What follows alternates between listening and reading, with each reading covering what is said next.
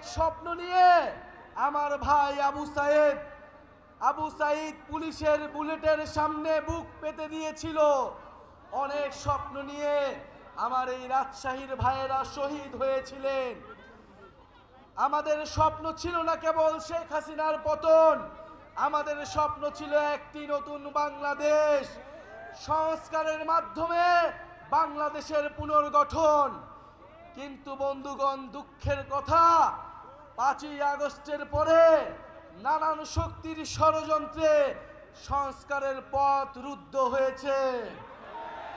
বন্ধুগণ, আমরা স্বীকার করে নিচ্ছি আমাদের ভুল হয়েছিল, আমাদেরও সীমাবদ্ধতা ছিল, কিন্তু আজকে আমরা আপনাদের সামনে শপথবদ্ধ, এই ভুল আমরা আর করব না, আমরা আর সুযোগ দিব না। যারা এই গণ অভ্যুত্থানকে, যারা এই সংস্কারের যাত্রাকে ব্যাহত করার চেষ্টা করছে, বাংলাদেশের জনগণ তাদেরকে কোনোদিন ক্ষমা করবে না। প্রিয় বন্ধুগণ, 5ই আগস্ট 2024-এ আমাদের লক্ষ্য ছিল ফ্যাসিবাদের পতন। এবার আমাদের লক্ষ্য হচ্ছে বাংলাদেশের পুনর্গঠন। প্রিয় বন্ধুগণ, 5ই আগস্ট আমাদের লক্ষ্য ছিল গণভবন, এবার আমাদের লক্ষ্য হচ্ছে জাতীয় সংসদ ভবন। আমরা গণভবন জয় করেছি, এবার জাতীয় সংসদকে আমরা জয় করব। ইনশাআল্লাহ জাতীয় সংসদে তরুণদের অভূতপূর্ব বিজয় উদযাপিত হবে সামনের নির্বাচনে।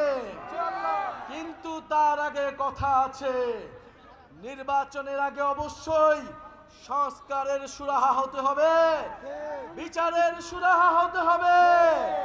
গণহত্যাকারী খুনি হাসিনার বিচার আমরা দেখতে চাই, সংস্কার দেখতে চাই এবং নতুন সংবিধান দেখতে চাই। এই প্রজন্ম বাংলাদেশের জনগণের কাছে প্রতিশ্রুতি নিচ্ছে যে একটি নতুন গণতান্ত্রিক সংবিধান এই দেশের মানুষকে উপহার দিবে, যেই সংবিধান বাংলাদেশের মানুষের অধিকার নিশ্চিত করবে, যেই সংবিধান ইনসাফ নিশ্চিত করবে।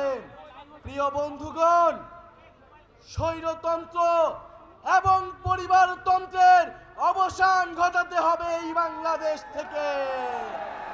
মেধা এবং যোগ্যতার ভিত্তিতে আমরা নতুন রাজনীতি এবং নতুন বন্দোবস্ত গড়ে তুলব। প্রিয় বন্ধুগণ, যারা জুলাইকে সংবিধানে জায়গা দিতে চায় না, যারা জুলাইকে কোনো আইনি কাঠামোতে জায়গা দিতে চায় না, তারা মুজিববাদের ফেরার রাস্তা তৈরি করতে চায়। তারা মুজিববাদের নতুন পাহারাদার হিসেবে নিজেদের ঘোষণা করেছে। মুজিববাদের যারা পাহারাদার, তাদের বিরুদ্ধে আমাদের অবশ্যই প্রতিরোধ গড়ে তুলতে হবে। প্রিয় সংগ্রামী বন্ধুগণ, এই রাজশাহী নগরকে, এই রাজশাহী জেলাকে আমরা আবার পুনর্গঠন করতে চাই। এই বরেন্দ্র অঞ্চলের হারানো ঐতিহ্যকে ফিরে আনতে চাই।